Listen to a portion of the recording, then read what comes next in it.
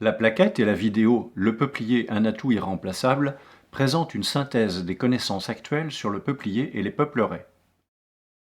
Les activités humaines impactent l'environnement, parfois en réduisant de manière très forte la naturalité.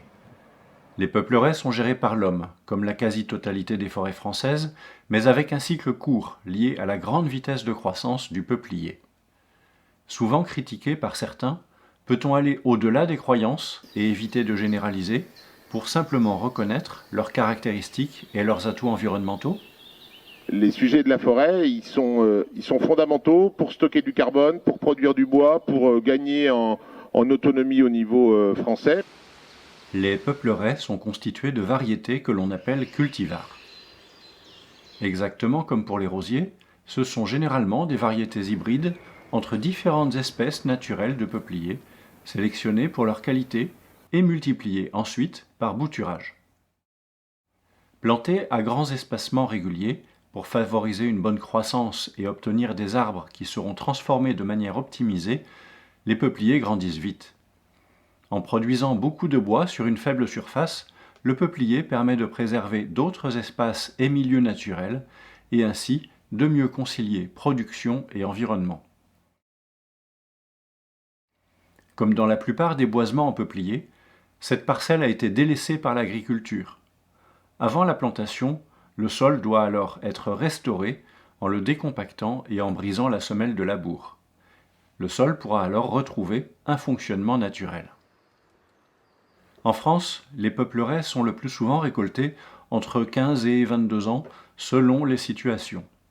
En effet, arrivées à maturité, leur croissance se ralentit fortement et donc aussi la quantité de carbone fixée. Il est alors temps de récolter le bois pour l'utiliser et relancer un nouveau cycle de croissance et de fixation du carbone. Récolte et plantation impactent le milieu. Cela peut être impressionnant, mais qu'en est-il concrètement? Nous sommes sur une parcelle qui a été récoltée il y a 3 ans, qui a été suivie d'un broyage préparatoire. La plantation a suivi aussitôt, donc plantation il y a 2 ans, avec par la suite un entretien assez minimal, c'est un broyage par an. Et on peut voir tout autour de nous une végétation spontanée qui a vraiment repris ses droits. On observe souvent dans les jeunes peupleraies renouvelées une biodiversité typique des milieux ouverts, indispensable à de nombreuses espèces. En grandissant, la peupleraie se ferme et évolue peu à peu vers des types de milieux semi-ouverts.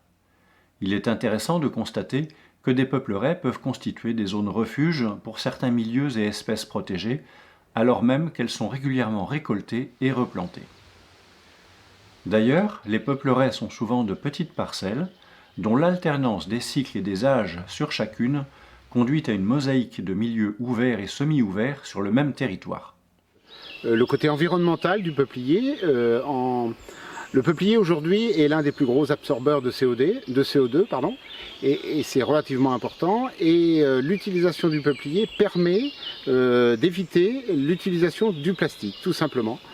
Aujourd'hui, le peuplier sert à faire des cageots à légumes, des boîtes très utiles, et donc on économise l'utilisation du plastique, et je pense que ça a une très très grande importance sur l'environnement.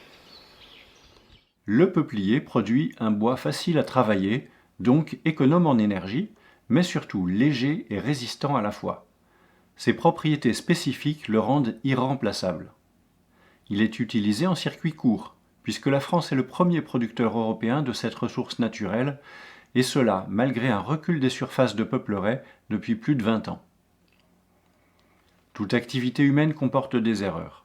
En peupleraie, par exemple, on trouve encore des parcelles entretenues plus qu'il ne le faut, ou avec une distance de plantation aux berges insuffisante, alors que les recommandations des professionnels sur le terrain sont claires. Il y a 20 ans, on plantait les peupliers trop près des berges, donc comme ici. Maintenant, on conseille de les planter à au moins 5 voire 6 mètres des berges, ce qui permet de favoriser un bon maintien des berges et la ripisylve. La recommandation de préserver ou de favoriser la ripisylve est essentielle pour les peupleraies, mais pourquoi pas pour d'autres milieux? S'il est normal de minimiser autant que possible les impacts humains dans les forêts, chênaies, peupleraies, etc., il est malheureusement plus facile de souvent pointer du doigt les peupleraies que d'autres utilisations pourtant beaucoup moins naturelles du sol.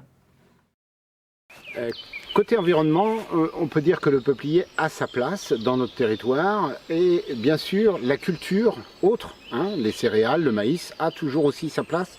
Voilà. Mais l'un ne peut pas se faire sans l'autre. C'est-à-dire que le peuplier a son emplacement dans des marais, ici vous voyez, on est sur des zones humides, et là le peuplier a vraiment son emplacement et la biodiversité continue à se faire. Un peuplier, une fois qu'il est planté, c'est en moyenne entre 15 et 20 ans de station sous laquelle aucun produit chimique n'intervient. C'est là toute la différence avec une culture céréalière ou une culture de maïs, une culture de tournesol, où l'homme intervient régulièrement sur la parcelle pour effectuer des passages de traitement, des choses comme ça, pour entretenir sa culture. Aujourd'hui, le peuplier, c'est inutile. On intervient la première année pour le protéger, ensuite on est entre 15 et 20 ans selon la station, sans mettre le moindre produit sur le peuplier. Donc, le peuplier a sa place aujourd'hui dans l'environnement. Pour terminer, on sait maintenant que la consommation en eau d'une peupleraie est tout à fait équivalente à celle d'autres formations boisées ou même d'une prairie. Bien loin des clichés, les peupleraies ont un rôle irremplaçable. Leur bois spécifique est une richesse locale transformée en circuit court et qui limite l'utilisation de matériaux d'origine fossile et polluants.